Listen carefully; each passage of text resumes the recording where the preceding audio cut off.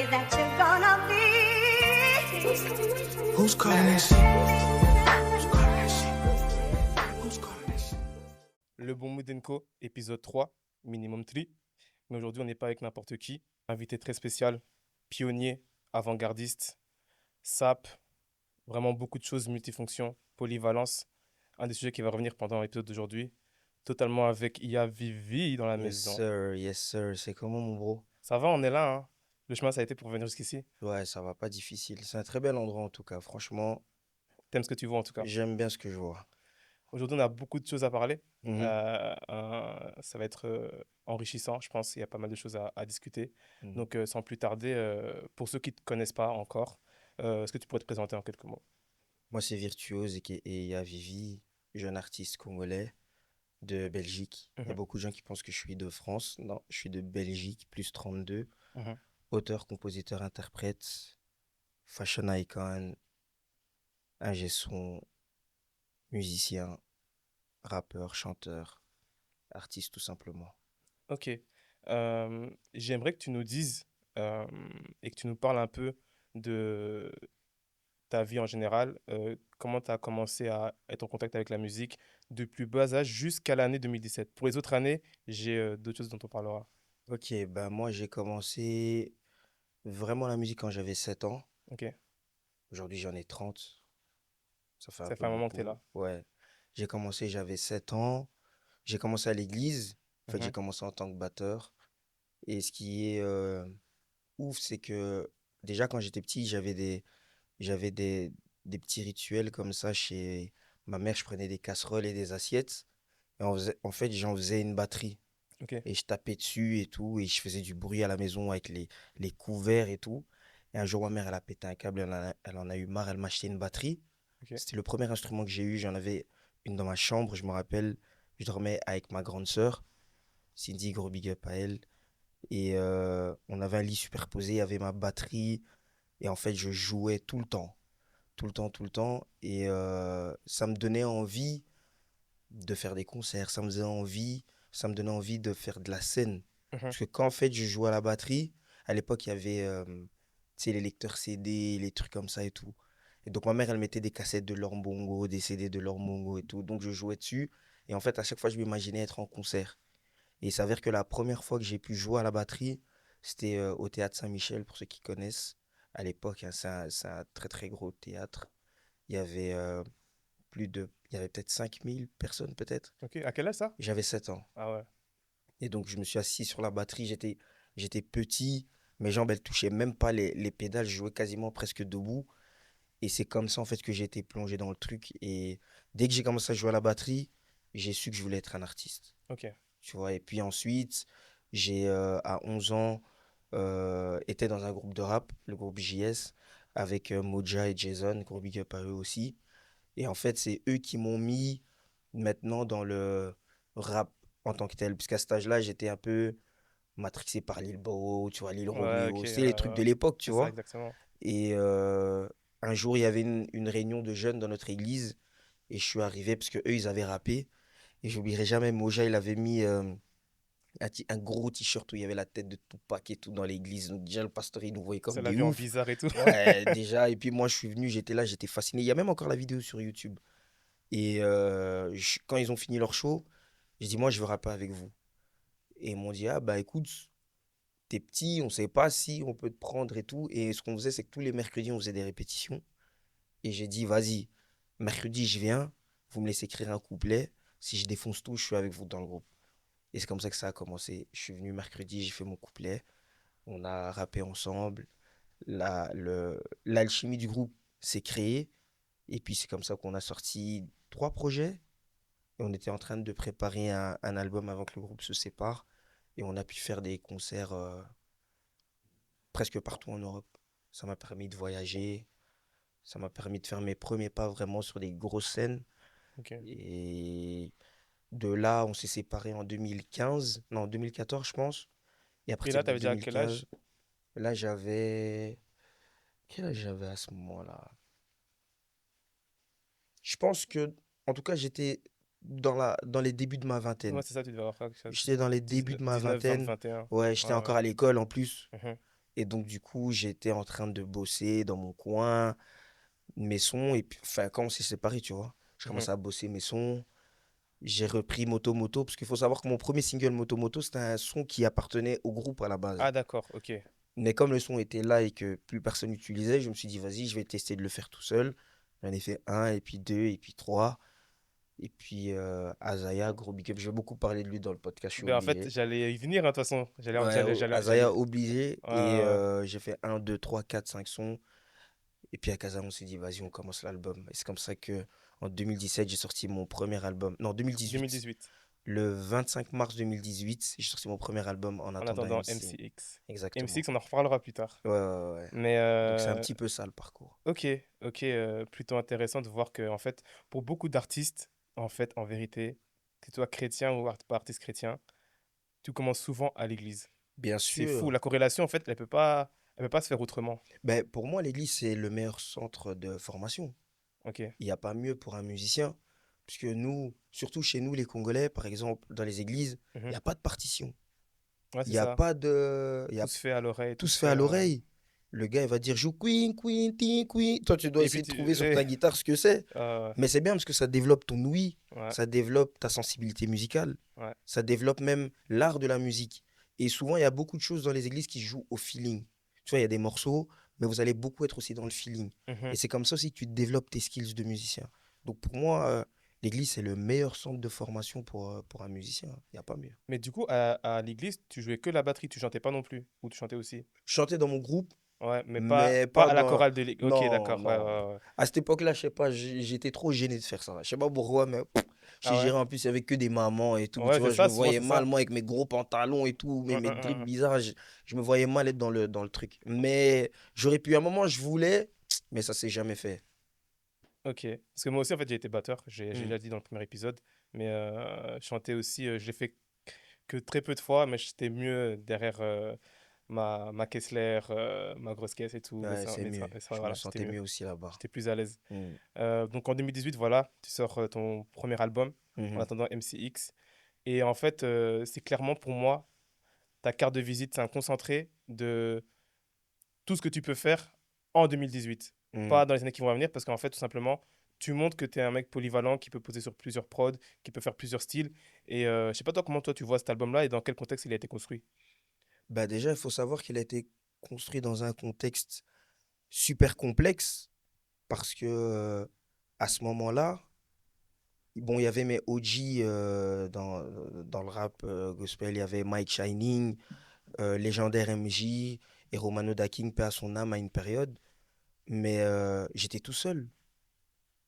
Ouais, J'étais le seul artiste gospel ouais, jeune qui est venu avec la trappe, qui est venu avec le hip-hop, comme il était fait en tout cas dans l'air ouais. du temps. Non, mais clairement. J'étais le seul qui a mixé le fashion et la musique. Mm. Et même dans Bruxelles, les gens, ils faisaient pas ça avant moi. Et même sur scène, parce qu'en fait, j'ai obligé de le préciser, je le fais à chaque fois au début de chaque podcast. La première fois que moi je t'ai connu, que je t'ai vu, t'étais venu prester pour l'église de Jean Blou. Mhm, Mais c'était pas là récemment, hein, c'était il y a beaucoup plus longtemps. Je pense tu as sorti l'album en 2018. mhm. Il y a dû avoir un barbecue annuel qui s'est produit. Et Ah, c'est, je me rappelle. oui, c'était ce près de. Je me Tu te rappelle. rappelles? Ouais, je Et me c'est là rappelle. que moi je t'ai connu. Et la première chose qui m'a frappé, je me suis dit, mais attendez.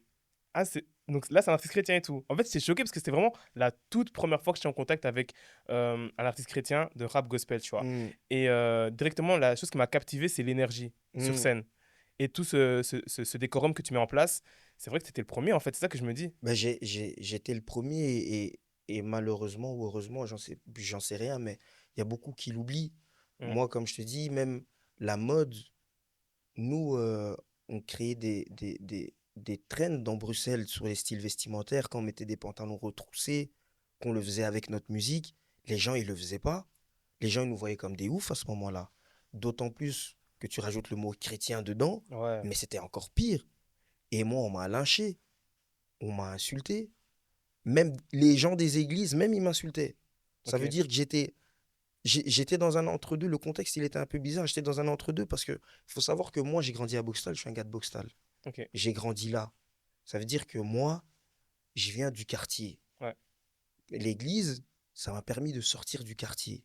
Mais moi, je suis un gars de dehors, moi, à la base. Et du coup, j'étais dans un truc où, quand j'étais avec mes gars, eux, ils comprenaient ce que j'étais. Parce que les codes que j'avais leur étaient plus proches. Mhm. Et ils avaient une plus grande facilité à venir à l'église. Parce qu'ils voyaient des gens qui leur ressemblaient. Ouais. Alors que dans les églises, c'était le contraire. Les gens ils disaient, mais c'est qui ce païen? Il vient là avec des locks, Bandit. bandit, percé et tout. Ouais, Mais ouais, c'est qui ce type, tu vois? Et même les ouais. pasteurs, il y a des églises même où on voulait pas que je chante. Ouais, bah oui, On clairement. m'interdisait même de monter sur la scène, tu vois? Mhm. Et du coup, moi, j'étais dans un entre-deux où je me disais, au final, pour qui est-ce que je le fais? Est-ce que j'ai besoin de le faire pour les gens de l'église? Est-ce que j'ai besoin pour le faire pour les gens d'en dehors? Et moi, je savais que ma vocation, c'est d'être avec les gens d'en dehors, mais de les ramener. Donc, Ouais. je me suis pas travesti. Je suis resté moi-même. J'ai gardé mon style et mon énergie sur scène. Ben, en fait, c'est un truc avec lequel je suis né. Je sais, en toute humilité, que je suis un performeur de ouf. Moi, j'ai pas beaucoup de rêves dans la vie, mais j'aurais trop voulu être dans le public à un de mes concerts et Et me voir. regarder. Mais je peux te dire que la première fois, ça perturbe. La première fois, tu es en mode. En fait, moi, ce qui me fait plaisir, c'est que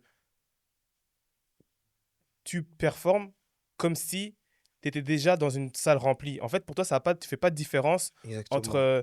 une petite salle ou une grande salle. Et Bien ça, j'ai sûr. trouvé ça hyper prenant parce que je me suis dit, ah, en fait, le mec, il est pas juste venu, oui, ok, je viens dans une église prester et tout, c'est un barbecue tranquille et tout. Non, il vient, il amène les gens avec lui et j'ai trouvé ça hyper frappant. Ouais, parce qu'on est là pour ça.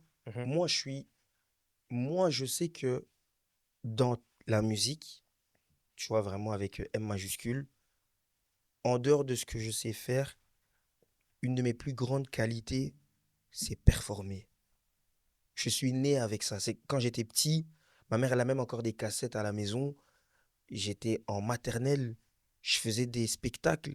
Je dansais Michael Jackson, tu vois, dans les trucs tu vois, de fin d'année, là, quand il y Ouais, avait les. ouais, ouais. J'étais même. Donc, dis-toi que c'était même pas ma classe. J'avais rien à voir avec eux. Mais pendant le spectacle des gens, je montais sur scène et je dansais Michael Jackson tout seul parce que j'étais archi fan de Michael Jackson. Ma mère aussi, elle était avant. Mais Pareil, maintenant, elle est revenue dans le Kibo Nzambe. Mais avant, ma mère, elle était à Donf Michael Jackson. pareil, ma maman aussi. Et du coup, tu vois, moi, j'ai toujours aimé être sur scène. En fait, j'aime être sur scène pour donner tout ce que je suis et tout ce que j'ai. Parce que c'est ce qui fait partie aussi du message. C'est de se donner totalement aux gens. Et du coup, bah, quand je fais mes concerts, quand je fais mes trucs, je fais pas de distinction entre une petite et une grande salle. Et à chaque fois que moi je monte sur scène, en fait, je vois pas les gens qui sont en face de moi, mais en fait, j'imagine être dans un stade. Je Mhm. m'imagine, je suis à Wembley, je sais pas Ouais, où, ouais, ouais. il y a 80 000 personnes, et je me dis, ben, même si là, il y a 10 personnes, je vais me donner comme si j'étais dans un gigastade. Parce que au même titre que dans un stade, les gens qui viennent recevoir quelque chose de la part de Dieu, il faut leur donner tout ce que tu as. Ouais, clairement. C'est comme ça que j'ai toujours été dans cette énergie, tu vois. Ouais, clairement. De toute façon, il est même écrit dans la Bible qu'il ne faut pas négliger les petits commencements. Bien sûr. Donc, peu importe face à qui tu te retrouves, la foule à laquelle tu vas te retrouver pour performer ce jour-là, Hmm. il faut que tu y ailles en fait, parce Il que faut y, il ça faut commence y par là. aller. Moi, je sais que franchement, en termes de performance, je sais que Moi, je suis très fort. en fait, Mais pour dire les termes, parce que je pense que tu vas pas le dire, mais pour avoir vu certaines performances d'autres artistes de rap chrétien gospel, j'ai jamais vu ça. J'ai jamais vu, humblement, merci. Mais j'ai jamais vu ça parce que euh, il y a, en fait, je mettrai des extraits pour que vous voyez de quoi je parle. Le mec vraiment, et encore et récemment il y a eu 100% louange, ouais, ouais. big up à Dashit pour ça. Big up, mon bro. Et encore là, quand t'es arrivé, c'est comme si, ah ouais non, ça a changé, genre c'est comme s'il y a quelque chose qui se passe en mode,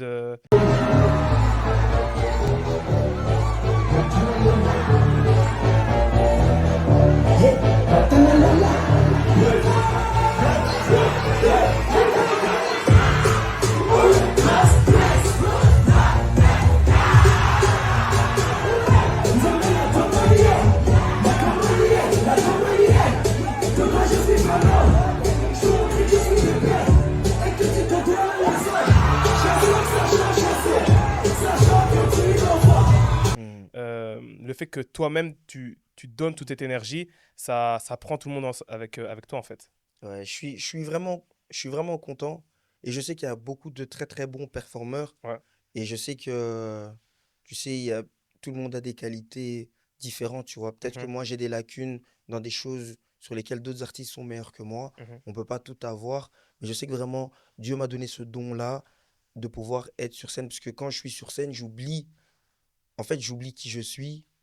J'oublie, je me mets plus de limites.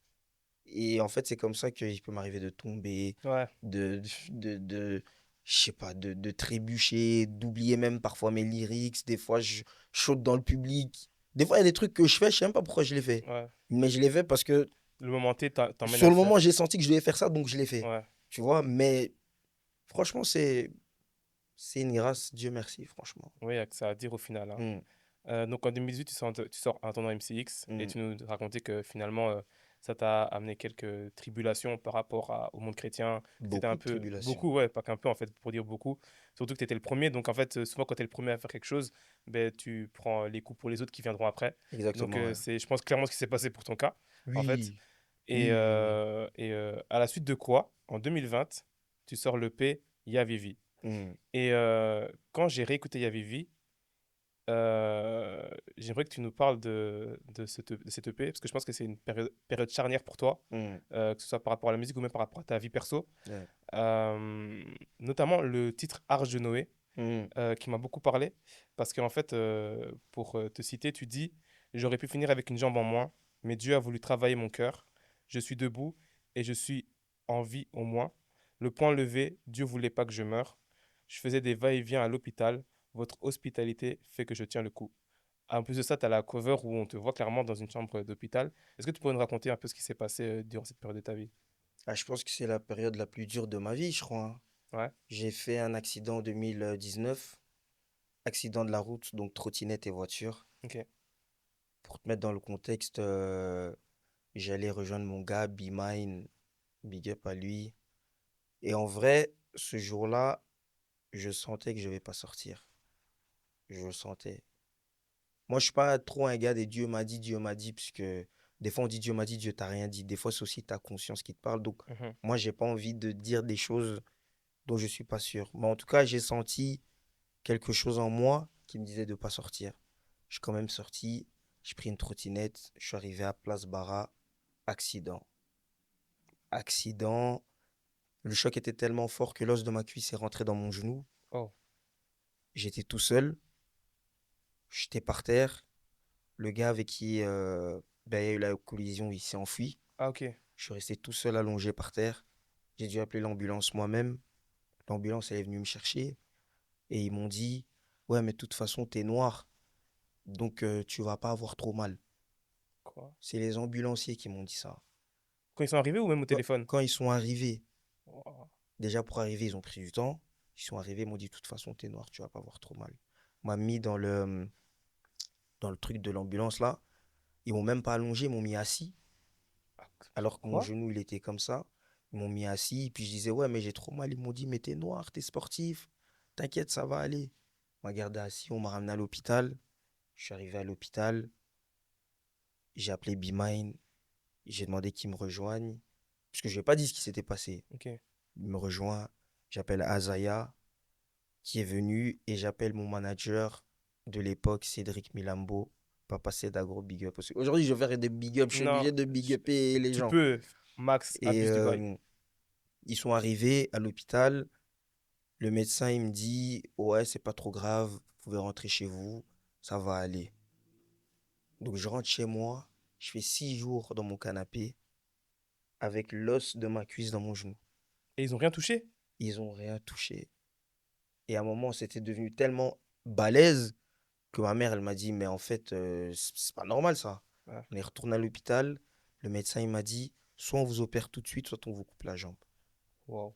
C'était 6 jours après Six l'accident. jours après l'accident. J'ai fait mon accident le 1er juillet 2019. Ouais. Puis bam, ça se passe. On m'opère, on met une barre de fer dans la jambe. Je te passe des détails parce que c'était ouf. On m'a fait une péridurale. C'était la mort, frère. Et puis, c'est là que j'ai commencé à dire en vérité, je vais faire un EP où je vais partager ça aux gens. Parce qu'en fait, à la base, après, en attendant MCX, on devait sortir une réédition. Ok, Dans la réédition, il était censé avoir Ozana, ouais, Solong avec Chloé Kitembo, oui, Olema et Touch the Sky. ok, Donc on devait rajouter ces morceaux-là dans la réédition de En attendant MCX. Mais avec l'accident et tout, c'était chaud. On s'est dit non, en vérité, on va partir sur la réalité. Et c'est comme ça que on a fait l'EP En attendant MCX. Et que dans Arche de Noé, je me suis dit, vas-y, je vais un peu parler de mon accident. Parce qu'en fait, quand tu es un personnage public, tu ne peux pas toujours te livrer, dire réellement ce qui se passe dans ta vie au moment où ça se passe. ouais, Parce que tu connais pas le cœur des gens. Je ouais, pouvais dire aux gens, je suis à l'hôpital, peut-être, je sais pas, j'ai des hops, j'en sais rien. Ils allaient venir à l'hôpital, ils allaient me tirer dessus, j'allais mourir. ouais, Tu vois, donc il faut pas. Donc il fallait attendre au moins d'avancer dans le processus et puis de commencer à parler. C'est pour ça que j'ai sorti l'EP en 2020. Et c'est comme ça aussi que j'ai ramené la drill dans le monde chrétien, ouais, ce qu'il n'y avait pas ouais. à ce moment-là. Je ramène la drill. Ce qui Il y avait. correspond, excuse-moi peut-être de couper, ce qui correspond justement à la période où la drill arrive fort déjà dans le monde Ouais, ouais, mondain par rapport à Pop Smoke et tout. Donc toi en 2020, exactement. quand tu arrives, en fait, tu es dans les temps en Ouais, fait. ouais, ouais, j'arrive dans l'air du temps. Je ramène la drill. Et puis, il y a Kunguinho aussi, gros big up à lui aussi, Mhm, qui avait Evandrill, son projet. ouais, Donc, où lui aussi, lui, il était vraiment axé que sur la drill. ouais, Et donc, du coup, je sais que j'ai introduit le bail. Kunguinho aussi, il a dead ça, il a sorti son projet et tout. Et encore une fois, quand tu viens avec la drill dans le monde chrétien, bah, d'office encore, c'est mal vu. ouais, oui, c'est sûr. Mais les gens, en fait, ce qu'ils oublient, c'est que j'avais fait une vidéo où je parlais de ça sur TikTok, c'est que, par exemple, quand tu prends la drill, les gens, ils ont associé la drill à une sonorité, alors que de base, la drill, c'est juste une expression. Drill, c'est une expression, en tout cas, c'était une expression où c'était, je sais plus comment maintenant il parle à Chicago, mais c'était une expression pour dire quelque chose était stylé. Par exemple, toi, je vais dire, oh, ta sape, elle est drill, Ok, ta paire, elle est drill. C'est juste pour dire que c'était d'art. C'est comme nous quand on dit c'est d'art. ouais, ok, ok, je vois. Et puis en fait, c'est comme si maintenant, toi, tu prends le mot d'art et puis tu prends des sonorités qu'il y a actuellement et tu mixes les deux. Mhm, Et puis maintenant, c'est comme ça que les gens, ils ont associé la drill à la BK drill ou à la UK drill. Mais à la base, la drill, c'est juste un état d'esprit, c'est des expressions, tu vois, parce que ce que les Durk même, ils faisaient en 2014, 2015, mhm, c'était déjà de la drill. Mais ouais, c'était juste pas la sonorité qu'on entend actuellement, mhm, tu vois. Et donc, du coup, moi, je me suis senti légitime de faire de la drill parce que je savais que, en plus du fait que ce soit juste une expression, qu'il y ait quand même des codes qui soient respectés. Et quand j'ai fait mes morceaux drill, que ce soit Arch de Noé ou Lemmy Doudis ou après NBA, je suis pas dans un cinéma où je viens avec Jésus et Seigneur dans un truc. Non, je vais parler de ma vie, de choses concrètes. Parce qu'au final, dans la drill aussi séculière, comme on dit, ben c'est de ça qu'il parle. mhm, Donc moi, j'ai juste respecté les codes, mais je ne me suis pas approprié la culture, ok, tu vois. Et c'est là où il y a une distinction entre les deux. Et c'est comme ça qu'on a fait Yavivi 1, on a travaillé sur le projet, on l'a développé, on l'a sorti. Et Arche de Noé, c'est un morceau qui est beaucoup revenu. ah oui, Les gens, ils le captent. Généralement, moi aussi, avec mes sons, il y a beaucoup de gens qui captent mes sons longtemps après que ce soit sorti. ouais, Je me dis tant mieux, ça veut dire que en tout cas l'art est respecté parce que ça donne envie de réécouter et tout. Mais franchement, il y a Vivi 1, c'était un moment très difficile, mais c'était en même temps le meilleur moment de ma vie. ok, ok, ok. Euh, à la suite de quoi ben, vient Yavivi 2. Hmm. C'est un album EP avec trois sons Ouais. à l'intérieur. Euh, cette transition Yavivi 2, ça représente quoi? C'est la suite de ce qui s'est passé par rapport à ton accident. Ouais. Parce qu'on voit du coup une échographie, Hmm. enfin une radio plutôt, de ta jambe. Hmm. Et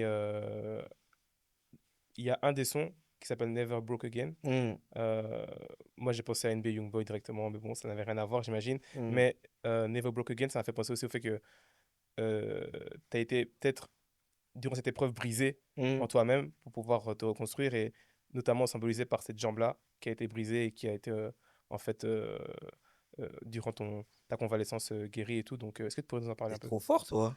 Non, Mon mais... bro, t'es trop fort. T'as tout capté. C'est celle-là, Ok, pile celle-là. ok, Ça là, piou, 3 points directement. switch. Ah C'est ouais? vraiment ça. Ok, Et en fait, j'ai fait un parallèle, parce que j'ai fait NBA, donc je fais un parallèle avec bah, la NBA ouais. et en même temps le fait d'être. Parce qu'il faut dire, tu as joué au basket. Ouais, ouais, je Voilà. joue même encore là, même. Ok, J'ai reçu des photos là hier à l'entraînement. Là, j'ai bien joué avec Loïc Schwartz, big up à lui, ok. un joueur de D1 là en France. Franchement, je joue encore au basket, donc j'avais besoin de faire un parallèle avec ma vie en fait. Mhm. Et du coup, c'était un peu le. Parce que pour moi, NBA, c'est le morceau rap que j'ai le mieux écrit de ma vie. Ok. Enfin, de ce qui est déjà sorti, bien sûr. Même par rapport à Entendant MCX? Ouais, les métaphores, Ok. elles Ah, ok, sont, ok, ok, elles ok, ok. sont. D'accord. En fait, quand tu joues au basket Ah et oui, mais attends, quand tu oui. comprends le sens des Meneur, Chris phrases, Paul et tout. Oui, oui, oui, ouais, ouais, je ouais, vois tu ce que tu vois. veux dire. Oui, oui, je comprends. Et du coup, pour moi, c'est celui où j'ai fait les meilleurs jeux de mots. Ok, oui, là, dans ce cas-là, je vois ce que tu veux dire. Ouais. Et puis après, ouais, c'était pile celle-là. Je l'ai fait avec Bonnet Sumo, d'ailleurs, gros big up à lui. Ouais, On a fait NBA, c'est un des morceaux que je kiffe le plus. C'est la prod, elle est faite par Mayten. Mayten, gros big up à lui. Et c'était un morceau, en fait, au début où j'avais l'instru, mais l'instru, elle est tellement d'art que je me suis dit non, je ne peux pas le faire tout seul.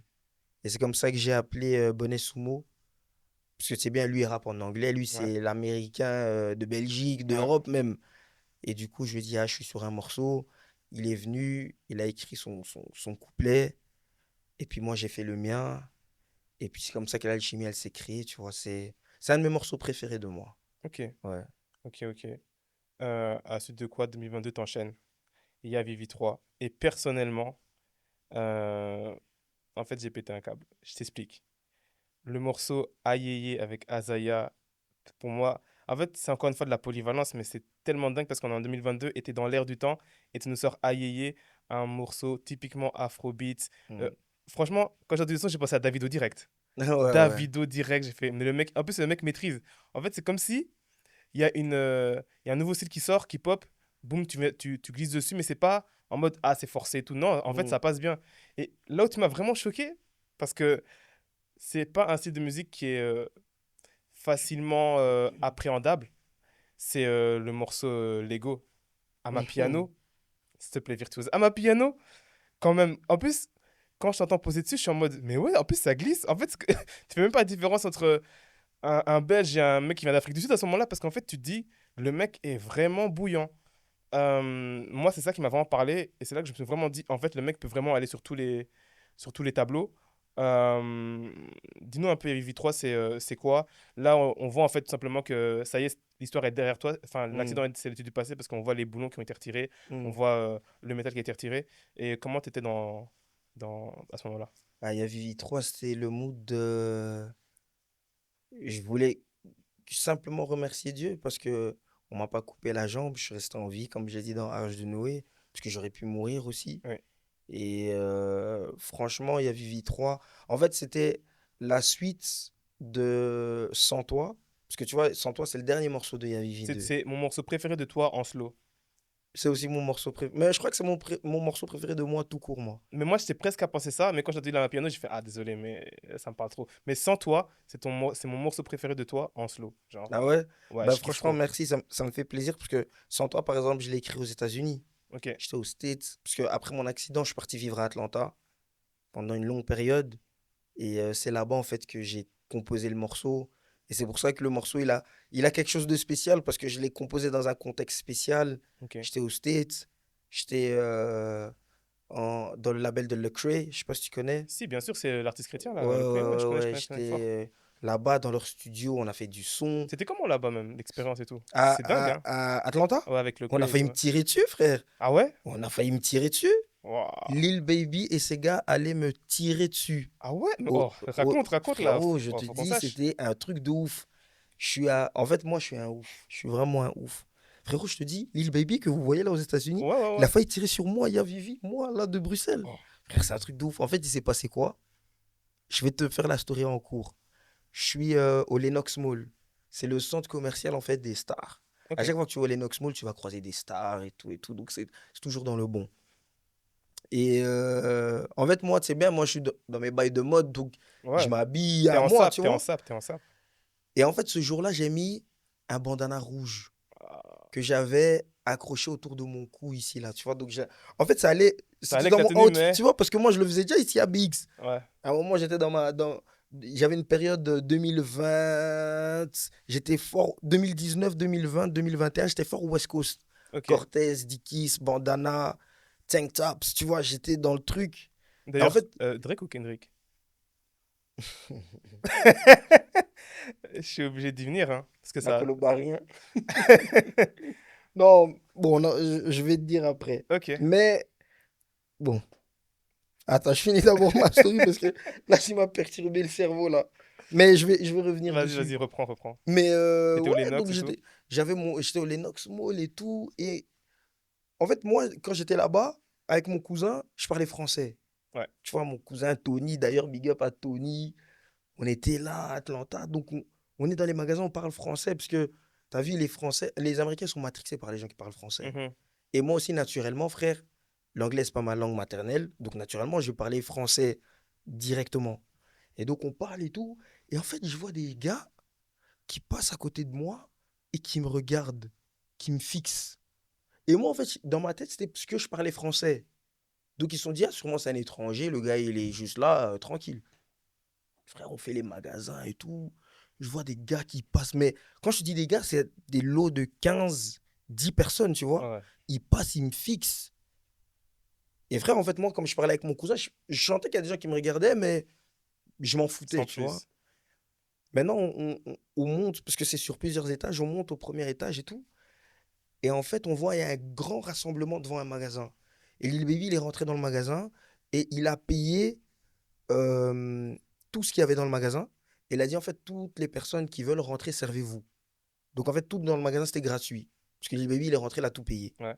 Maintenant, il était là avec ses gars et tout. Donc, il est dans le magasin. Et donc, moi, d'abord, je suis en dehors du magasin. Et je regarde et tout. Tu vois, moi, je me dis, ah, même, ah, c'est ouf, tu vois, Lil Baby. J'ai déjà rencontré beaucoup d'artistes. Mais tu vois, quand tu vois un Lil Baby, tu dis quand même, ah ouais, c'est ouf. Ouais. Frérot, Lil Baby, il paye et tout, il sort. Mais frérot, quand il sort, il me regarde. Mais en fait, on a fait un ice contact. Mais j'ai senti que son ice contact à lui, c'était pas en mode, tu vois, quand tu croises par exemple des fans et tout, tu es dans le bon. Mhm. Lui, le ice contact qu'il m'a fait, j'ai senti dans ses yeux que le gars, en fait, frère, il voulait me Il tuer, voulait frère. t'abattre. Maintenant, je suis là, il sort avec ses gars, il descend et tout. J'ai même encore des vidéos dans mon téléphone de qui descend l'escalator, je le filme et tout. Frérot, je me retourne, je vois, il y a 25 personnes derrière moi. Mais maintenant, genre, ils sont en masse. Et puis, ils sont là. Je le fais en français, hein, je veux pas dire ce qu'ils m'ont dit et tout, mais ils m'ont dit, ouais, mon gars, ça vient d'où? Tu viens d'où? Et là, maintenant, mon cousin, il me dit en français, il me dit, réponds que en français. Et puis, maintenant, j'ai un pardon. Tu vois, je joue la carte de la folie, frère. Parce que là, moi, si on me tire Obligé. dessus, Obligé. frère, je joue la carte de la folie. Je dis, pardon, quoi? Et puis, il me demande, ouais, tu viens d'où? Maintenant, il y a un gars qui vient, il commence à vider mes poches. Et- Un gars, il commence à sortir ce qu'il y a dans mes poches, il commence à toucher mes jambes et tout. Il commence à me toucher partout. Je dis, oh, frérot, c'est la première fois de ma vie hein, que je peux te dire que j'ai vraiment eu peur pour ma vie. Ah ouais. Il me fouille et tout. Puis il me demande, tu viens d'où et tout. Je dis, ah, je viens de Paris, Paris, parce qu'eux, ils connaissent pas la Belgique. Mhm. Je dis, ah, je viens de Paris, Paris, Seigneur, désolé, j'ai menti, mais c'était pour sauver T'étais ma obligé, life. là. Ouais. Je dis, je viens de Paris et tout. Puis maintenant, ils m'entourent. Donc, à la base, ils étaient en face de moi. Et puis, ils m'entourent tous. Frère, et puis, ils me disent, ouais, en vérité, Lil Baby nous avait donné l'ordre de tirer sur toi. Mais à chaque fois qu'on passait à côté de toi, tu parlais français. Et donc, du coup, on a capté que tu n'étais pas un gars d'ici. Donc, en fait, on rôdait pour capter ce que tu faisais ici. Et maintenant, le gars, il me parle. Et j'avais donc mon bandana. Et il me tient par le bandana comme ça, hein, à un doigt. Donc, il me parle et il me tire comme ça. Et moi, maintenant, je capte. Parce que tu vois, moi, depuis tout ça, je me disais, mais qu'est-ce qu'ils me veulent en vérité, tu vois? Et en fait, je capte en fait que c'est mon bandana rouge qui les a dérangés. Parce qu'eux, ils se sont dit, ben, parce que là-bas, c'est Ouais, affiliation de gang, tu Blood vois? directement. Et maintenant, du coup, je lui dis, non, mais frérot, donc quand il me tire mon bandana, maintenant là, je lui dis, non, mais moi, c'est mon style, je suis fashion et tout, je veux lui montrer mon Insta et tout. J'essaye de me sauver, il me dit, frérot, on te laisse 5 minutes. Si dans les 5 minutes, t'es pas sorti du centre commercial, on va t'arroser. Et maintenant, le gars, il fait quoi? Il détache mon bandana et il le jette par terre. Il me dit, je veux plus jamais te voir ici. Frère, je sors, donc avec mon cousin, frérot, déjà mon cœur, il bat, j'ai l'impression Battait, qu'il hein. va sortir de mon t-shirt, frère. On sort du truc, on monte dans la voiture, on va vers la maison. Frère, il y a 7 personnes qui ont été touchées par balle. Donc, dès qu'on a bougé, hein, on entend, parce que c'est bien là-bas, dès qu'il y a des fusillades, des trucs, ceux qui ont déjà été longtemps au site, ils savent qu'ils relaient tout le temps les infos. 7 personnes ont été touchées par balle. J'aurais pu être la 8e. Ah, vraiment, Dieu t'a fait grâce, hein. Frère, je te dis, j'ai vécu des trucs de ouf. Et Waouh. du coup, tu vois, j'étais dans dans tout ce contexte-là. Comment tu veux pas que je te fasse un sans toi? Comment En tu fait, veux comment tu veux que je dise pas à Dieu, je peux pas vivre sans toi, frère? non, Parce que là, celle dans laquelle j'étais, frère, c'était trop. Et du coup, il y a Vivi 3, c'est une extension de Sans toi. C'est la suite, c'est le remerciement, c'est l'apaisement, c'est la louange, c'est l'adoration. Et on était dans des morceaux très chorales et tout, etc. Et puis, ouais, Azaya, il a fait la prod de Lego. À la base, c'était pour un artiste aux States. ok. Puis j'ai écouté ça, j'ai dit à Azaya, j'ai dit non, donne-moi ça. Donne-moi ça Au vite début, il fait. voulait pas, hein. Au début, il m'a dit non, on a déjà l'artiste aux States et tout. Je dirais pas son nom. Il me dit non, et tout, on a déjà pour un tel. J'ai dit à Azaya, donne. Et puis, il m'a donné un truc, il m'a dit bon, teste. Et puis, c'est comme ça, boum, je fais le refrain, j'ai fait le truc et tout. Je dis validé. Il m'a dit validé. C'est comme ça que c'est rentré dans le projet. Ouais, il a pas eu tort, hein. En tout cas, il a pas eu tort. Big up à Big Az, Azaya, le Ah, goat. Zaya, très bon, hein. Franchement, Ouais. dans tous les sons que j'ai vus où il était dedans, à chaque fois que j'ai regardé les crédits, je vois Azaya, je fais oh, mais lui, c'est un génie ou quoi? Mais dis-toi que tous mes sons, donc depuis que j'ai. Azaya, il me connaît depuis que j'ai 6 ans, 7 ans. Ah, ok. Azaya, Azaya, c'est mon sang, frère. Mm. Azaya, frère, Azaya, c'est Azaya. Oh, mais ouais, logiquement. Azaya, c'est Azaya. J'ai même été dans des situations où il a eu c'était le complément de mon daron. Ok, ouais, Je te dis, le complément de mon daron, c'est Azaya. ok. Donc, c'est Azaya, frère. Tu dirais que c'est ta plus grosse influence dans ta carrière musicale? Ouais, T'as en plus. fait, oui, parce que c'est avec lui que j'ai tout construit, tu vois, donc il sait exactement qui je suis dans la musique, ce que je dois faire dans la musique, comment je dois poser, etc. Mais en même temps, j'ai tellement d'influence, je m'inspire de tout. Tout ce que je suis, c'est des mix d'influences. Et donc, du coup, c'est un mix de lui, de sa science, de ma science. C'est en fait le condensé de ça, tu vois. Et en plus, ça marche très bien. Donc, en fait, continuez à travailler ensemble, hein, les gars. Jusqu'au fin fond, on ira ensemble. Mais d'ailleurs, quand on parle de continuer à travailler ensemble, aujourd'hui, on est en 2025. Hmm. Entre-temps, il y a des morceaux qui sont sortis, pas de projet. Je pense notamment au morceau C'est réel, qui est Ouais, sorti en 2023, je crois. ouais. Donc, l'année d'après, il y a Vivi 3. euh, qui, je pense, à mon humble avis, est le morceau qui a fait plus parler entre-temps. Hmm.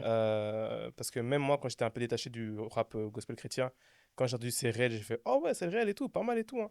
Moi, c'est là que j'ai découvert Conguinho et Hmm. Y du V. Ouais, Les deux, big j'ai up découvert à à ce YGV. moment-là. J'avais déjà un pote qui repartageait Évandril et tout, mais quand j'ai entendu C'est réel, j'ai fait ah ouais, ouais, ça me parle, ça me parle. Et je suis allé écouter. Aujourd'hui, on est en 2025. Est-ce que tu l'as déjà dit aux gens? Est-ce que tu préfères ne pas le dire? Non, on peut le dire. Ouais. Donc, MCX va arriver cette année. Non, c'est pas MCX qui arrive cette année, c'est Ah, Road to MCX qui arrive cette Road année. to MCX arrive cette année. Hmm. Donc, ça fait écho à 2018 en attendant MCX. Hmm.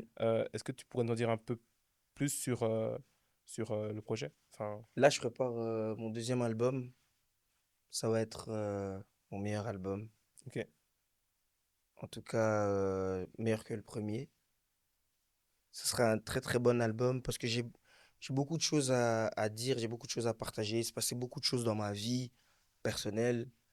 Et aussi, je pense que, tu vois, contrairement à 2018, en 2018, on était un peu dans une utopie parce que il n'y avait pas beaucoup de gens qui étaient dans la musique gospel, il n'y avait pas beaucoup de gens même qui étaient à fond dans les trucs de l'église. Donc, C'était un peu seul, quoi. j'étais un peu seul. Mais maintenant, depuis qu'il y a beaucoup de gens qui sont arrivés, il y a beaucoup de gens qui parlent trop pour ne rien dire. Ok. Et je pense que maintenant, c'est le moment aussi de partager Ce que toi, tu as à certaines dire, en choses. fait. Ce que j'ai à dire, ouais, parce que les réseaux, ça a donné la parole à trop de gens. Ok. Trop de gens qui ne devraient pas parler. Ok. Moi, comme je dis, tout le monde n'est pas appelé à aller sur les réseaux, commencer à parler de Dieu, commencer à prêcher. Tout le monde ne doit pas le faire. Ok. On doit tous gagner des âmes, bien sûr, mais on n'est pas obligé de le faire sur les réseaux. Il y en a qui peuvent le faire. Tu vois, tes collègues du taf, tu leur prêches. Tes, tes amis de ta classe, tu leur prêches. Mais venir sur Insta, parler et tout, franchement, c'est relou. Donc, du coup, aujourd'hui, Dieu merci, j'ai fait quand même 23 ans dedans, Mhm. dans les églises. Donc, je sais ce que je dois dire et surtout que faut remettre l'église au milieu du village. Ok. Mettre les points sur i, les barres sur les t. Ouais, parce que tu sais, il y a beaucoup de gens qui viennent parler de trop de choses qu'ils maîtrisent pas. Ok. Mais de toute façon, tu auras l'occasion de le dire dans l'album qui sortira. Je Ouais. pense qu'on se penchera dessus pour en savoir un peu plus sur ce que tu veux développer. Hmm. Il y a un point que je voudrais soulever, que je pense que c'est hyper important dans ta vie, c'est qu'on parle un peu de ta femme, de quel rôle ça a joué dans le développement de la personne que tu es aujourd'hui, par rapport aussi à votre projet de marque de vêtements Mhm. qui a eu Oligo. Mhm. Est-ce que tu pourrais nous en dire un peu plus? Ben, ma femme, c'est ma femme, frère. Bah oui. C'est la meilleure, c'est mon tout, Dis-nous, c'est regarde, par mon exemple, pour amour. un mec comme moi qui ne suis pas dans ce cas-là, Hmm. qu'est-ce que toi, ça a changé en fait, en toi, dans... Ben, ça change beaucoup de choses, hein. Ça change en fait déjà ta conception de la vie, ça change ta conception de l'amour, ça change ta conception de l'homme avec un H majuscule. Parce que maintenant, tu commences à voir les choses différemment, tu as d'autres responsabilités, Mhm, tu as des comptes à rendre, t'es plus... Et tu vois, quand tu dis des comptes à rendre, généralement, c'est péjoratif. Les gens, ils aiment trop croire que, en fait, ta femme ou ton mari, hein, ça dépend des cas, est le flic de la maison. Ben non, en fait, c'est juste que maintenant, tu partages ta vie avec quelqu'un et tu as besoin de donner à chaque fois de la confiance à la personne avec qui tu es pour que, justement, il y ait de l'équilibre dans le couple. Et moi, ça m'a changé, ça m'a transformé, ça m'a séparé des gens, mhm. ça m'a rapproché d'autres gens, ça, ça te rend meilleur, tu deviens un meilleur homme quand tu comprends l'essence et le sens du mariage. Ok. Parce qu'il y a beaucoup de gens aussi sur les réseaux, oh non, moi, si mon mari fait pas ça, si ma femme elle fait pas ça, les gens ils parlent trop pour rien. Mais les gens ils sont pas dans la vie réelle. Tu vois, ce que les gens ils vont te dire sur le mariage sur les réseaux, c'est que c'est mauvais. Les gens ils vont te parler que de la négativité. Et surtout, c'est des gens qui parfois n'ont même pas vocation de se marier. Tu vois, et donc du coup, ça te donne des fausses infos. Mhm. Mais moi, ça m'a stabilisé, ça évite certains dégâts, certaines bêtises, certaines casses aussi. Parce que maintenant, tu sais, frère, que t'as quelqu'un qui est là, qui te regarde aussi. Après, je suis pas le meilleur des maris, hein. Mhm. Je fais des erreurs, je me trompe, il y a des trucs que je fais hyper mal. Je suis un être humain. Tout le monde est dans un process. Mais au moins, tu sens que ta conception de la vie, elle change. Et que l'homme que tu es, il grandit. Et puis après, tu construis ta vie de famille, tu as des enfants, et ainsi de suite, tu vois. Donc ça crée vraiment ça crée quelque chose de spécial en toi. Il Ok. faut le vivre. Juste, sois avec la bonne personne. Ok, c'est important. Ça, c'est important. Si tu es avec la mauvaise personne, tu auras un dégoût total du mariage. Ok, ouais, je Mais vois. quand tu es avec la bonne personne, comme la mienne, Naomi Songi, que j'aime, Tu ma peux lui faire une femme, dédicace là, tout de suite. mon amour, Voilà. je t'aime ma vie, Naomi Songi. Non, c'est Donc beau l'amour, hein. ça fait du bien et J'espère c'est que, mieux. j'espère que tous ceux qui sont là, qui écoutent là, allez trouver la bonne personne et ça vous changera. Hmm. Regardez l'exemple Dans le bon. directement. Toujours. Hmm. Euh, Parlons aussi de votre marque de vêtements, du coup, Ouais, Oligone. Moi, j'ai découvert comment. C'était lorsque vous avez fait. Je pense que pendant la Fashion Week de Paris, vous êtes parti là-bas ouais. avec les sapes. Et c'est là que j'ai découvert un peu les sapes et tout. Hmm. Et je me suis dit, oh, quand j'ai vu un peu le concept derrière, j'ai fait, ah oui, je vois clairement ce que c'est. Et en plus de ça, je trouve que ça rend bien porté. Ça rend pas l'image, ah oui, avant, il s'habillait comme ça et c'était de la paille ou quoi. Non, ça rend très, Ouais, dans très, l'air très du temps. classe, très... Fais place à la fashion street. Pas d'honneur sur la faute maîtresse. Je vais te poser la question qui fâche. T'as porté les très classe, très dans l'air du temps. Ouais, bah comment ça a commencé, c'est que moi déjà j'ai toujours voulu faire une marque. Mhm. En fait, dans mon album MCX, parce que en fait, je prépare cet album depuis, je crois, 2015, je crois, Ok. tu vois. Et du coup, je voulais faire une marque qui allait accompagner l'album, mais j'avais pas forcément d'idée, j'avais pas forcément de DA et tout. Et puis, quand j'ai rencontré ma femme, on parlait de faire une marque, parce qu'elle aussi, elle avait commencé une marque à l'époque, My Skirt, My Dress, et ça fonctionnait, mais elle avait besoin aussi de redonner un nouveau souffle à sa marque. Et comme elle, elle voulait donner un nouveau souffle à la sienne, moi, je voulais créer une. J'ai dit, bah écoute, viens, on met nos cerveaux ensemble et on crée une marque. Et c'est comme ça que j'avais l'idée dans ma tête de faire une marque, mais je ne savais pas exactement ce que j'allais faire. Parce Mhm. que tu as vu, moi, je voulais pas faire une marque où il y a écrit Jésus vous aime, Romains chapitre 4 verset Mhm. 8 frère. Tu vois, c'était pas pour Ouais, c'est moi. un peu genre Parce que moi, imprimé et tout. je sais que je suis un fashion icon. Si je venais avec une marque, frère, je vais venir avec un truc de dingue. Et du coup, on a, on a discuté un peu de faire une marque, mais on n'avait pas encore d'idée. Puis avec le temps, un jour, j'étais à la maison et puis j'ai eu l'inspi du vêtement de Jésus. Tu vois, le vêtement de Jésus, comment il était fait, le fait que le vêtement de Jésus grandissait avec lui. Tu vois, il y avait toute une histoire autour de son vêtement.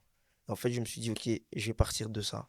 Et je cherchais, enfin, je voulais absolument présenter les premières pièces à mon concert que j'avais fait à la Madeleine le 27 mai 2023. Je fais mon premier concert solo à la Madeleine. Et en fait, je voulais pas porter des vêtements d'autres marques. Parce que j'ai fait trop de collabs avec beaucoup de marques. Donc là, je me suis dit, pour mon concert, j'ai envie de porter mes sapes. Et c'est comme ça qu'on a commencé. On a eu nos premières pièces. On a fait les échantillons. On a été trouver les tissus. Les tissus viennent d'Afrique. Ok. Mais je ne vais pas dire où. Parce que Ok. sinon, les gens ils vont me voler. Donc, on, on va chercher nos tissus en Afrique. On a nos couturiers. Ils ont fait les premières pièces. Et puis après, avec le temps, on a développé d'autres trucs. Donc, le parfum que tu sens là, tu vois comment je sens bon là? Ouais, ouais, ouais. C'est notre Ils sont parfum. vraiment bons, hein, c'est pas des blagues, hein. Ils sont Pardon, vraiment bons. merci, c'est Pause, no homo, mais ils sont vraiment bons. merci la famille. Ça, c'est notre parfum. On a fait des sacs, des chapeaux, on a plein de trucs. Mais en fait, en fait, la marque, elle nous a dépassés. Quand on a présenté les pièces, il y a eu beaucoup d'engouement. Bah C'est oui. comme ça qu'on a fait 2 Fashion Week. Et en fait, on a été là-bas, mais nos pièces, on n'avait même pas fini la collection. On est parti avec les pièces qu'on avait. On a fait des premières pièces pour la première Fashion Week. On en a fait des deuxièmes pour la deuxième Fashion Week, mais on n'avait pas fini la collection. Et Mhm. donc là, on est en train d'abord de terminer la collection, parce qu'on a fait des collabs. Il y a des artistes qui nous ont demandé de porter ça dans des clips. On a donné une pièce à Fally. Waouh. Fally Poupa, on a eu un dîner privé avec lui. On lui a donné une pièce. On a donné une pièce à Taïga. Ok. Frère, ça nous a dépassé quand même. Donc, du coup, là C'est, en aussi, fait, c'est hyper beau. C'est franchement, merci. pour avoir vu, j'étais choqué. J'étais en mode, c'est vraiment. En fait, non seulement l'idée est bien retranscrite dans les vêtements, mais enfin, genre, ça se porte pour de vrai, genre. Ouais, et c'est. Bah, après, c'est ça aussi le truc qu'on aime, c'est de garder l'origine ou l'essence du vêtement, mais le moderniser tout simplement. Mhm. C'est pour ça qu'on a fait des toges. Tu vois, on est vraiment dans le mood. Et la collection s'appelle Nazareth. Ouais. Tu vois, parce qu'on est vraiment dans ce mood-là, très sablé, très désertique, très Nazareth, quoi. Et Ouais. c'est vraiment. C'est aussi une manière d'évangéliser, Ok. tu vois. Puisque le slogan, c'est le plus célèbre vêtement de Jésus. Mm. Holy gown, ça veut dire sainte tunique, tu vois. Donc, tout est parti de là. Et c'est comme ça, en fait, qu'on a créé le concept et que, au fur et à mesure, on est en train de faire grandir la marque. On a plusieurs projets encore qui vont suivre la marque. Mais dans la globalité, ouais, c'est ça. C'est ce qu'on a présenté là pour la première collection. Ok. C'est plutôt cool, hein, parce que c'est vrai que euh, de prime abord, quand on peut t'apercevoir sur les réseaux sociaux, quand on peut te voir à travers l'écran ou lorsque tu es en performance, on peut pas être amené à se douter que il t'est arrivé tout ça ou que ce que tu es aujourd'hui est dû à ce que tu as traversé. Mm. Et je pense que ça va permettre d'en savoir plus sur toi, que beaucoup de gens vont se retrouver peut-être dans des choses qu'ils ont vécues par rapport même à l'accident et tout.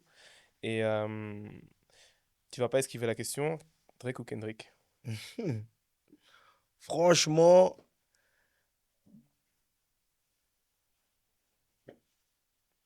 franchement. Toi, t'as suivi? Toi, d'abord, toi, tu penses quoi? Déjà, moi, je suis. Tu vois, il y a OVO Chris. Hmm. il y Bien a- sûr. Tu vois? Iconique. Ok. Chris Iconique. T'as Il OVO, déchire ce gars, franchement, je le kiffe trop. c'est un bon. Lui et Balou. Balou aussi d'ailleurs, hein. Lui et Ouais. Balou, big up. Déjà, depuis l'époque Yeah That Way, quand ils faisaient l'émission avec BET, déjà, je kiffais bien. Hmm. Quand ils ont arrêté, je comprenais pas trop. Mais Balou, c'est même depuis le French Plug Show. Mais bref, ça n'a rien à voir. Hmm. Mais je kiffais beaucoup. Donc, il y a OVO Chris. Et moi, je pense que je viens du Canada en vrai. Ah Je ouais? pense que je suis un mec de Toronto.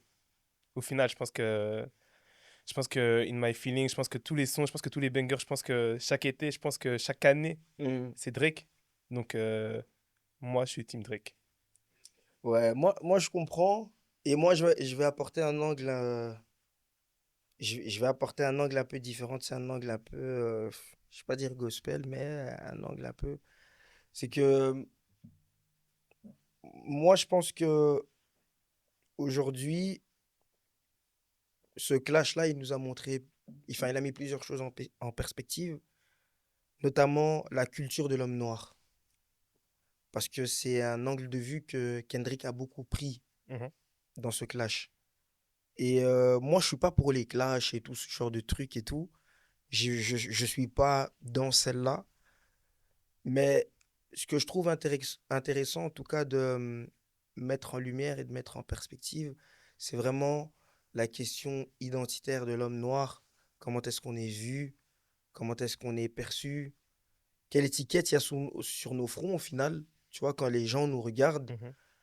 Et l'impact culturel aussi qu'on a dans notre société. Et quand tu regardes même nous en tant qu'artistes gospel, on a un impact culturel, mine de rien. Tu vois, par exemple, les artistes gospel au Congo, c'est la culture, tu vois. Les Moïse Mbiyé, toutes ces Mhm. personnes-là, c'est des personnes qui font partie de la culture. J'ai même envie de te dire, c'est eux la culture. C'est comme nous ici dans la francophonie, que ce soit moi et les autres précurseurs, les autres artistes, nous sommes la culture. Parce qu'on sait qu'on laisse un héritage aux générations qui vont venir après. Comme moi, j'aurais pas été là s'il n'y avait pas eu les légendaires MJ, Romano Daking, etc. Tu vois. Et donc, du coup, je pense que aujourd'hui, avec toutes ces histoires de clash, Kendrick, l'angle qu'il a apporté, me correspond plus. Ok, Parce que je suis souvent dans un questionnement identitaire de l'homme noir. Ça, c'est ok. vraiment dans ma vie privée. Ouais, ouais, ouais. Et quand je dis dans un questionnement identitaire, c'est pas que je vais Michael Jackson, maintenant je vais Oui, venir dans oui, deux oui, ans et non, puis vous allez me oui. voir, j'ai la couleur du nido. Oui, Non, la réflexion est plus profonde. ouais, c'est vraiment se dire, parce que MCX, en fait, c'est dans ça que c'est orienté. Ok. Tu vois, en fait, MCX, c'est toute ma vie dans un album. Et ma vie, c'est aussi être un homme noir, être confronté. Moi, j'ai déjà été arrêté à tort. Mhm. J'ai failli aller en prison plusieurs fois. Parfois, simplement parce que je suis Tu vois, moi. ouais. Tu vois ce que je veux dire? Et donc, du coup, l'angle que Kendrick a pris, je trouve qu'il est important et qu'il est surtout bien à chaque fois de se remettre en question. Après, c'est vrai que les gens qui sont focus sur les streams, bien sûr que Drake, il fait des gigastreams, bien sûr. Et Kendrick, bah, il a fait Not Like Us, ça fait aussi des gigastreams. Et aujourd'hui, les gens, ils aiment ce qui est sanguin. Les gens, ils aiment la confrontation, le clash, Ouais, le sang. Les gens, ils aiment ça. ouais. Mais je pense que dans ça, il faut un peu réorienter et se dire, OK, qu'est-ce que moi, en tant qu'homme noir, premièrement, je peux apporter, qu'est-ce que je peux dire? Et en plus de ça, être un homme noir chrétien dans la francophonie, où je suis pas très compris, pas très apprécié, c'est un peu complexe. Donc moi, franchement, j'ai pas de parti pris, mais j'aime l'angle de Kendrick. Ok, je vois. Parce que aussi, c'est ce qu'il a toujours prôné, Ouais. tu vois, dans toute sa carrière. Et les chrétiens commençaient pas à venir chez moi à me dire, oh non, t'es chrétien, comment t'écoutes Kendrick? Les gars, c'est pas parce que les gens ne parlent pas de Jésus que forcément ce qu'ils font, c'est mauvais. Arrêtez de vous jouer, arrêtez de jouer des rôles, arrêtez de faire semblant. Kendrick, il a fait des choses pour la culture. Il fait des choses que beaucoup de pasteurs ne font pas. Il aide sa communauté. Il fait des choses que des gens qui crient Jésus, Jésus, Jésus ne font pas. Donc, inspirez-vous de ce qu'il y a de bon, même chez les gens qui ne croient pas en Dieu. Parce qu'eux, ils peuvent aussi nous apporter des choses. Donc, je mets mon doigt comme ça. Arrêtez, ne commencez même pas à venir avec vos fausses excuses là, parce que au final, c'est le cœur et les intentions des gens que Dieu va regarder, et pas forcément qui ils sont pour la société.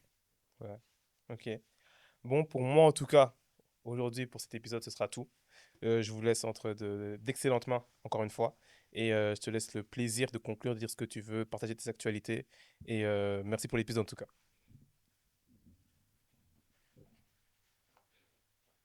En tout cas, moi, j'aimerais faire un message où je vais m'adresser aux chrétiens,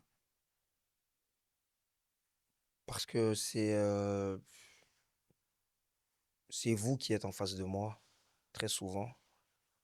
Et enfin, quand je dis très souvent, c'est que souvent, on est dans des débats stériles, on est dans des débats infondés sur des questions qui font pas avancer la communauté, qui font pas avancer le monde chrétien. Ça fait rien avancer du tout. Arrêtez de jouer des rôles. Arrêtez de vous prendre pour ce que vous n'êtes pas. Arrêtez de commencer à vous inventer des manières de parler, de faire les gigas chrétiens. Soyez vous-même, soyez vrai. Arrêtez de juger les gens. La langue avec laquelle vous priez en langue, c'est la même langue avec laquelle vous critiquez les gens.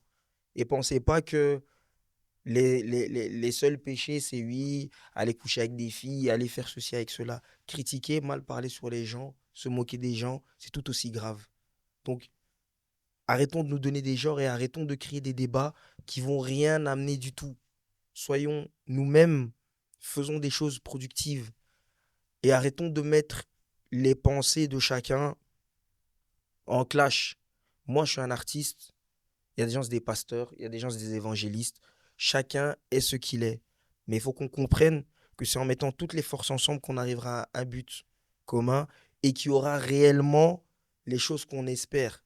Parce que nous, on a tendance à parler de Dieu, mais à se diviser. On a tendance à parler de Dieu en croyant que, en vrai, moi, je suis dans le vrai et les autres sont dans le faux. C'est pas comme ça.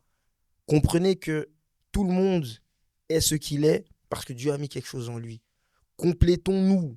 Arrêtez de croire que, vas-y, vous, parce que vous êtes dans les 4 murs de l'église, que ça y est, c'est vous, maintenant, vous avez la révélation absolue, et que les autres, parce que c'est des artistes urbains, ils sont moins spirituels que vous. Souvent, même, nous qui sommes des artistes urbains, il y a des choses qu'on ne fait pas, qu'on entend, qui se passent dans les églises. Donc, que chacun soit à sa place. Et comme je dis, il y a de la place pour tout le monde, si tout le monde reste à sa place. Donc voilà, moi, c'était mon mot de la fin pour cette interview. Merci le bon mood de m'avoir reçu. Je veux aussi vous dire, arrêtez d'idéaliser les artistes chrétiens, les pasteurs, les ceci, les cela. Idéalisez Jésus, essayez de ressembler à Dieu. Nous, on est des êtres humains, on va vous décevoir. Arrêtez de croire qu'on est des super-héros. Concentrez-vous sur Dieu, vous ne concentrez pas sur nous. Nous, on n'est que le canal par lequel Dieu passe pour apporter des messages. Très, très important. Et voilà, c'était vraiment mon mot de la fin. Je remercie tout le monde, ceux qui ont suivi cette interview. On est dans le bon. J'ai bu ma boisson. Et je vous laisse avec ces mots. I am him. Mon deuxième album sera beaucoup plus fort que le premier. Hey, toi! Non, non, non! Hey, toi! Hey!